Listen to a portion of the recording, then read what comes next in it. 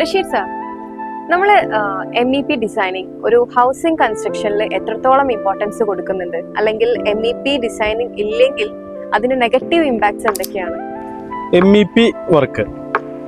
MEP work പല ആളുകളും കേട്ടിട്ടുണ്ടാവും, പക്ഷെ ഇതിന്റെ ഗുണങ്ങൾ എന്താണെന്നുള്ളത് പല ആളുകൾക്കും അറിയാതെ പോകുന്ന ഒരു കാര്യം. MEP ഡ്രോയിങ് ഒരു വീടിന്റെ ഇലക്ട്രിക്കൽ പ്ലംബിംഗ് വർക്കിലാണ് കൂടുതലായിട്ട് യൂസ് ചെയ്യുന്നത്. സാധാരണ രീതിയിൽ നമ്മുടെ നാട്ടിലൊക്കെ ഇലക്ട്രിക്കൽ വർക്ക് ഒരു വീടിന് വരികയെന്ന് പറയുമ്പോൾ ആ നാട്ടിലൊരു ഇലക്ട്രീഷ്യൻ അല്ലെങ്കിൽ കോൺട്രാക്ടറുടെ കീഴിലുള്ള ഒരു ഇലക്ട്രീഷ്യൻ ആയിട്ടാണ് ആ വർക്ക് കൊടുക്കാറുള്ളത്. അപ്പോൾ നമുക്ക് എന്തെങ്കിലും ഒരു സാഹചര്യത്തിൽ ഈ ഒരു ഇലക്ട്രീഷ്യനെ കിട്ടാതെ വരുന്ന സമയത്ത് നമ്മൾ മറ്റൊരു ഇലക്ട്രീഷ്യനെ ആശ്രയിക്കുന്ന സമയത്ത് അവർക്ക് കംപ്ലൈൻറ്റ് എന്താണെന്ന് കണ്ടുപിടിക്കാൻ ഒരുപാട് സമയം വേണ്ടി വരും.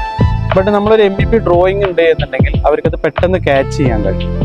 അതുകൊണ്ടാണ് നമ്മളൊരു MEP ഡ്രോയിങ്ങിലൂടെയുള്ള ഒരു വർക്ക് ചെയ്യാൻ വേണ്ടിയിട്ട് നിർദ്ദേശിക്കുന്നത്.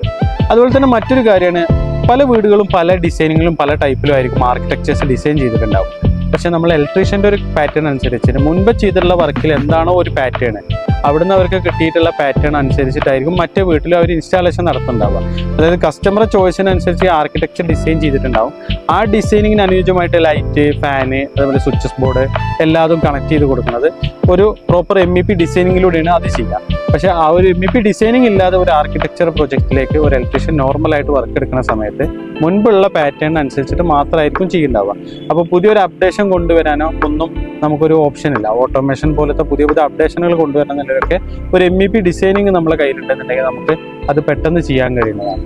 അപ്പോൾ അതുകൊണ്ടാണ് MEP ഡിസൈനിങ്ങിലൂടെ ഇലക്ട്രിക്കൽ പ്ലംബിംഗ് വർക്ക് വീടുകളുടെ ചെയ്യണമെന്ന് നമ്മൾ നിർദ്ദേശിക്കുന്നത്. ഇത് കോസ്റ്റ്, വീടിൻ്റെ പ്രൊജക്റ്റ് കോസ്റ്റ് തന്നെ നമുക്ക് മുൻകൂട്ടി കാൽക്കുലേറ്റ് ചെയ്യാൻ കഴിയുന്ന ഒരു ഓപ്ഷനാണ് MEP എന്ന് പറഞ്ഞത്. നമ്മളിപ്പോൾ ബിൽഡിംഗ് പോലെയുള്ള വലിയ വലിയ പ്രൊജക്റ്റ് നോക്കുമ്പോൾ MEP അവിടെ ഇമ്പോർട്ടൻ്റ് ആണ്. അത് കമ്പയർ ചെയ്ത് നമ്മൾ വീടുകളിലേക്ക് MEP ഡിസൈൻ കൊടുക്കുമ്പോൾ അതൊരു ബജറ്റ് ഫ്രണ്ട്ലി ആയിട്ട് കാണാൻ പറ്റുമോ? MEP ഒരു ബിൽഡിങ്ങിൻ്റെ സെക്ടറിലേക്ക് വരുമ്പോൾ വളരെയധികം വൈഡായിട്ട് കിടക്കുന്ന ഒരു സെഗ്മെൻ്റാണ് MEP.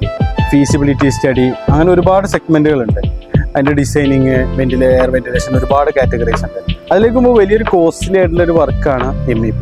അതുകൊണ്ട് തന്നെ നമ്മളൊരു വലിയൊരു എമൗണ്ടിലുള്ള ഒരു ബിൽഡിംഗ് ഉണ്ടാക്കുമ്പോൾ അതിൻ്റെ ഫീസിബിലിറ്റി സ്റ്റഡി നടത്താൻ വേണ്ടിയിട്ട് MEP ആണ് ഫസ്റ്റ് അത് ചെയ്യണത്, അതിൻ്റെ പ്രോസസ്സിങ് ചെയ്യണത്. അതിൽ നിന്നും ഒരു വ്യത്യസ്തമായിട്ട് നമ്മളൊരു വീട്ടിലേക്ക് പോകുമ്പോൾ MEP നമ്മൾ വീടിന് ഉണ്ടാക്കുന്ന ടോട്ടൽ ബഡ്ജറ്റിൻ്റെ 1% പോലും നമുക്ക് എക്സ്പെൻസ് വരാത്ത ഒരു കാറ്റഗറിയാണ് MEP എന്ന് പറയുന്നത്. സ്ക്വയർ ഫീറ്റിന് ചെറിയൊരു എമൗണ്ടിലാണ് MEP ഡ്രോയിങ് തന്നെ നമ്മൾ ഡിസൈൻ ചെയ്ത് കൊടുക്കേണ്ടതായിട്ട് വരിക. പക്ഷെ അത് നമ്മളൊരു വീടുണ്ടാക്കുന്നത് 50 ലക്ഷത്തിന് 40 1 കോടിക്കൊക്കെ വീടുണ്ടാക്കുന്ന ആളുകൾക്കും MEP ഡിസൈൻ എന്ന് പറഞ്ഞാൽ വളരെ തുച്ഛമായ ഒരു എമൗണ്ട് മാത്രമാണ് അതിന് വരുന്നത്.